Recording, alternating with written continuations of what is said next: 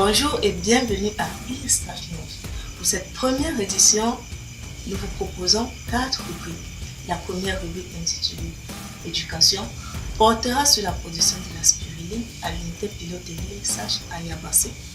La seconde, Focus, fera une brève description du professeur Tomedi Épouse Stabi, directeur de l'ISH, pour sa contribution pour le développement du secteur halieutique au Cameroun. En troisième position, publicité. À la une, la préservation de nos écosystèmes à travers le projet innovateur de l'ingénieur halieutique de sommet Ismaël. Et enfin, les faits divers. Ambiance plutôt turbulente entre les candidats de la liste blanche et ceux de la liste bleue pour le poste du président de l'AE. Voilà pour le sommaire, les détails dans un instant.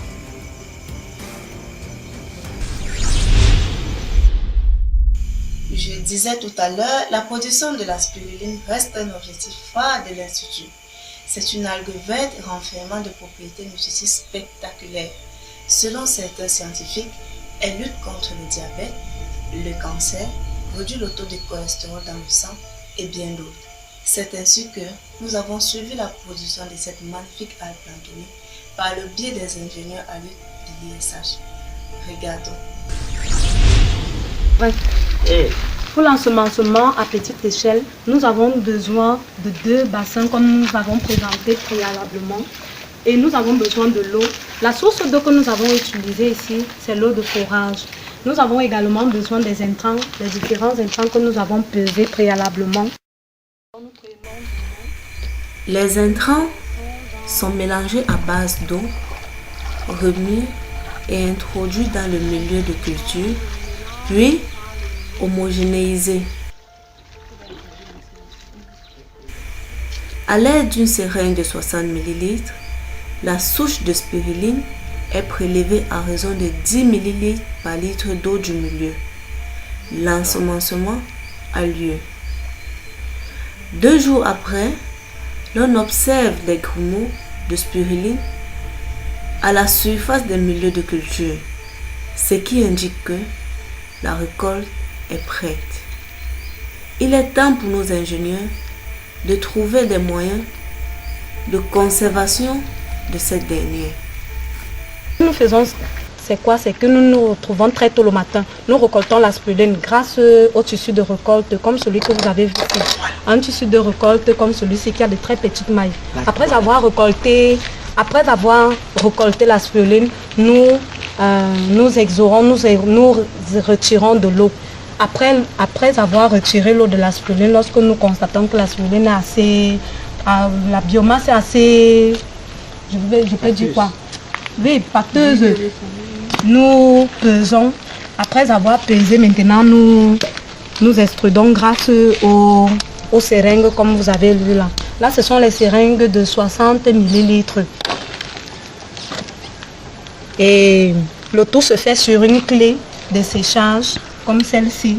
Après avoir extrudé, nous avons une autre clé que nous mettons au-dessus. Comme couvercle bien évidemment, pour empêcher le passage ou bien le dépôt des poussières, des mouches et d'autres insectes. Et nous séchons directement à la lumière, au rayon solaire parce que l'intensité du soleil est en dessous de 40 degrés.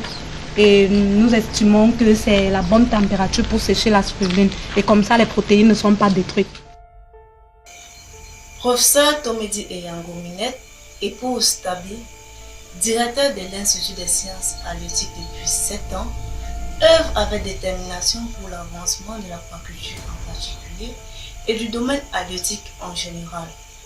Plusieurs réalisations lui sont attribuées, parmi lesquelles la mise sur pied des cages flottantes sur le fleuve Cam, l'unité pilote de la production de spiruline et bien d'autres. Il est ingénieur halieutique, formé à l'Institut des sciences halieutiques, spécialiste en gestion des pêches et des écosystèmes aquatiques, et Sommet Ismaël est l'initiateur des pirogues écologiques faites à l'aide de bouteilles plastiques.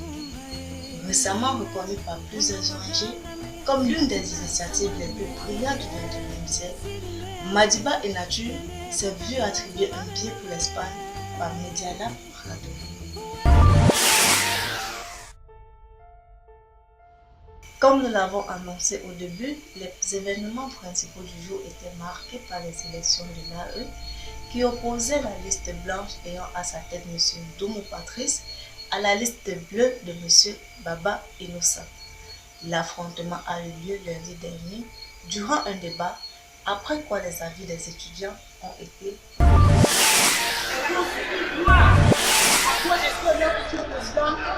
sera capable de faire pour eux.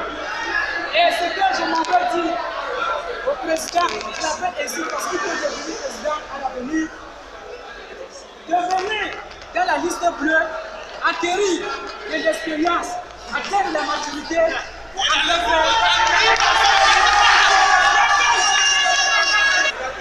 Je vais finir en disant ceci. La plupart de nos rêves semblent impossibles à première vue, parfois improbables, mais lorsqu'il y a la volonté, ils deviennent inévitables.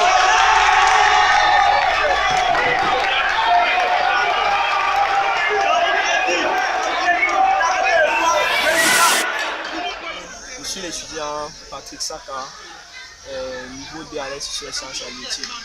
Aujourd'hui, nous avons assisté à un débat qui opposait les candidats à l'électoral. Les candidats étaient chacun à son niveau, passable. Ils ont essayé de se faire entendre, chacun à sa manière. Étudiante au niveau 3 à quoi? C'est bien de participer ou bien de regarder le débat. Et pour moi, c'était un débat, c'était pas assez intéressant pour moi. Les candidats ne nous ont pas prouvé qu'ils méritaient la place de président de là. Et aucun des présidents ne m'a donné envie de voter pour lui. Aucun des deux. Le verdict a été prononcé à l'issue du vote et la liste bleue de Baba Innocent l'a remporté brillamment avec une avance de plus de 30 voix. Et c'est la fin de notre journal pour cette édition. Merci de l'avoir suivi. Restez scotchés à l'ISA News pour plus d'informations.